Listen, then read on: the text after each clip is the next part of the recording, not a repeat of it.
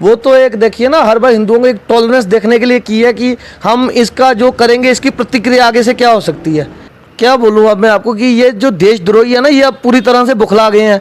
पहले तो ये आपके सामने ही बयान देते थे कि 370 को छुआ तो यहाँ तिरंगे को कोई कंधा देने वाला नहीं मिलेगा। फारूक जी ने भी बयान दिया था कि 370 क्या मोदी जी 10 बार भी बन जाए तब भी कुछ नहीं कर सकते।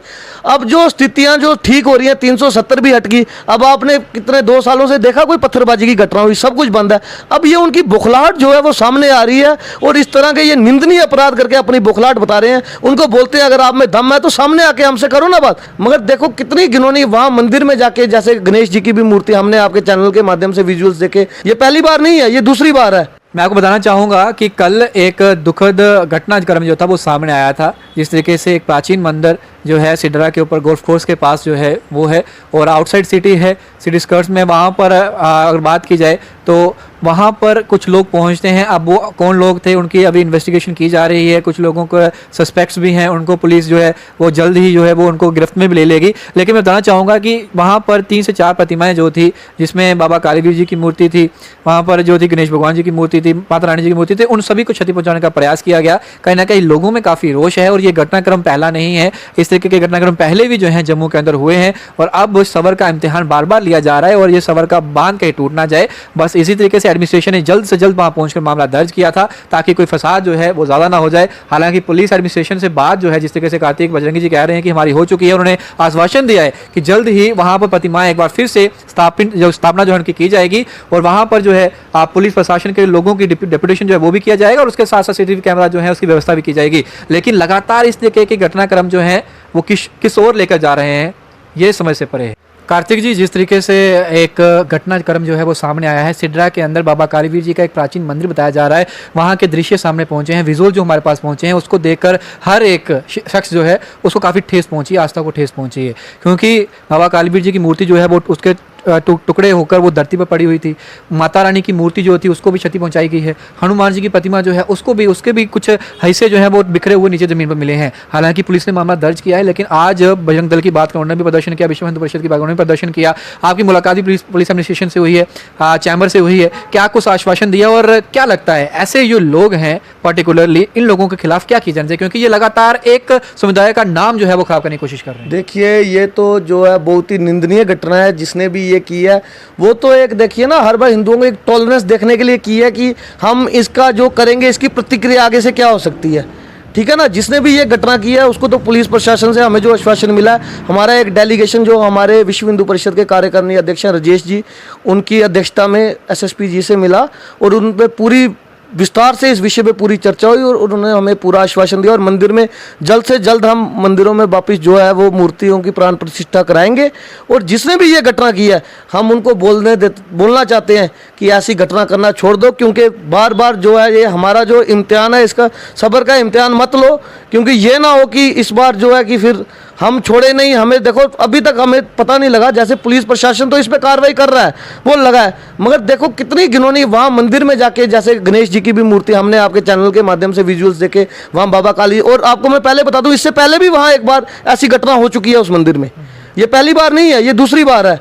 तो इसलिए अब हम प्रशासन से भी मांग करते हैं कि वहाँ एक तो परमानेंट कोई अपने बंदे डिप्यूट की जाए जो उस मंदिर की सुरक्षा में रहे और मंदिर में CCTV कैमरे की भी व्यवस्था होनी चाहिए। अगर वो होती तो शायद जो दोषी हैं वो अभी हमारे सामने होते। देखिए, कहीं ना कहीं ये घटना कार्यक्रम एक दूसरे के साथ कड़ी भी जोड़ता है। जिस तरीके से कुछ दिन पहले जिस तरीके से सुंजवा और बठिंडे की बात की जाए, वहाँ पर कुछ लोगों की डिमोलिशन ड्राइव चली, वहाँ पर एक शख्स जो है वो रहने वाला श्रीनगर बताया जा रहा है और जम्मू में वो रह रहा था कहीं पर, वो रेंट पे रह रहा था और उसने एक बयान दिया एक मीडिया चैनल पर। उन्होंने कहा कि पर्टिकुलर धर्म की बच्चियों के बारे में उसने टिप्पणी करी थी, उसने अभद्र शब्द इस्तेमाल किया। उसने कहा कि इनकी बेटियों को बाहर निकाल कर रेप किया जाएगा अगर इस तरीके के परिणाम हुआ। हालांकि पुलिस ने उसको अरेस्ट भी किया।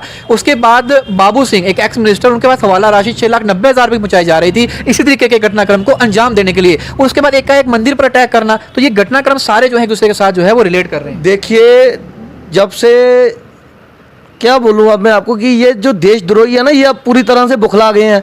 पहले तो ये आपके सामने ही बयान देते थे कि 370 को छुआ तो यहाँ तिरंगे को कोई कंधा देने वाला नहीं मिलेगा, और आपके सामने फारूक जी ने भी बयान दिया था कि 370 क्या मोदी जी 10 बार भी बन जाए तब भी कुछ नहीं कर सकते। अब जो स्थितियाँ जो ठीक हो रही हैं, 370 भी हट गई। अब आपने कितने 2 सालों से देखा कोई पत्थरबाजी की घटना हुई? सब कुछ बंद है।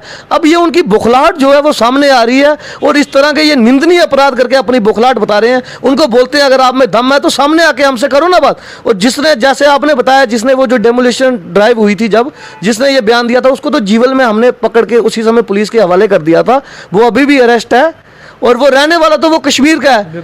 ठीक है ना, बोलना है तो सामने मीडिया। और मैं आपके चैनल के माध्यम से ये मांग करता हूँ कि जो चैनल है जिसमें उसने ये ऐसा इंटरव्यू दिया, वो चैनल भी, मैं प्रेस क्लब की अब नई टीम बनी है, उनको शुभकामनाएं भी देता हूँ, और उनसे मांग करता हूँ ऐसे पोर्टल जो है उनके खिलाफ सख्त कार्रवाई करनी चाहिए, जो समाज के अंदर जो है ऐसा जो माहौल क्रिएट कर रहे हैं। बिल्कुल, कि कहीं ना कहीं क्योंकि जम्मू एक ऐसा है पीस यहाँ पर, क्योंकि हिंदू मुस्लिम सिख ईसाई की बात करें, हर धर्म के लोग यहाँ रहते हैं और पीसफुली रहते हैं। हमें किसी से कोई मतलब नहीं, हर इंसान सुबह से शाम अपना काम करता है। लेकिन कहीं ना कहीं अगर उनके साथ गलत हुआ तो हम लोगों ने उसको भी पब्लिश किया, और हम लोगों ने भी लोगों तक पहुंचाया कि वो लोग भी अपने हैं, उनके साथ गलत हो रहा है तो नहीं होना चाहिए। लेकिन एकाएक इस तरीके के बयान देना, टिप्पणी करना, ये भी उचित नहीं है। क्योंकि मैं इसलिए कह रहा हूं क्योंकि जब कश्मीर बेस्ड पार्टीज जो हैं, जब भी कोई उस समुदाय के शख्स, जो बच्चे बाहर पढ़ते हैं, उनके साथ कुछ भी अगर होता है, एकदम से वो सामने आते हैं, ट्वीट करते हैं कि ऐसा नहीं होना चाहिए, हमारे लोगों को इस तरीके से किया जा रहा है। लेकिन जब पार्टिकुलर धर्म विशेष को जो है वो टारगेट किया जाता है तो उनकी बोलती बंद हो जाती है, वो सामने तक नहीं आते। देखिए जी, इसमें धर्म विशेष की तो कोई बात नहीं है ना। जिन्होंने उस समय जो जिस समय इनकी अपनी विचारधारा की सरकारें थी, अब जो सरकारी ज़मीन है जिसमें कब्जा किया वो तो छोड़ना पड़ेगा ही ना आपको। जहाँ आपके पास कागज है ना कुछ, ऐसे आप बैठ के कब्जा कर दो, वो तो देखो ना। अब हम भी किसी जगह में हैं, हम यहाँ के मूल निवासी हैं, या हमने जगह हमारी जो है वो प्रॉपर्टीज अपने नाम की है। अब कोई कश्मीर से आके यहाँ बस रहा है तो वो तो एक समय जब आएगा, वो तो डेमोलिशन ड्राइव तो बहुत अच्छी है जो भी सरकार कर रही है, क्योंकि जो देखो कब्जे हैं वो तो छोड़े जाएंगे। और ये उनके बुखलाहट की वजह से जो ये निंदनीय अपराध कर रहे हैं, ये कतई बर्दाश्त नहीं किए जाएंगे। क्योंकि जम्मू आपको पता है मंदिरों का शहर है, और यहाँ लोग आपसी भाईचारे से मिलजुल के बड़े प्रेम से रहते हैं। क्योंकि श्रीनगर आपने देखा हर बार घटनाएं होती रहती हैं, मगर जम्मू का माहौल जो है वो हमेशा शांतिपूर्ण नहीं रहता है।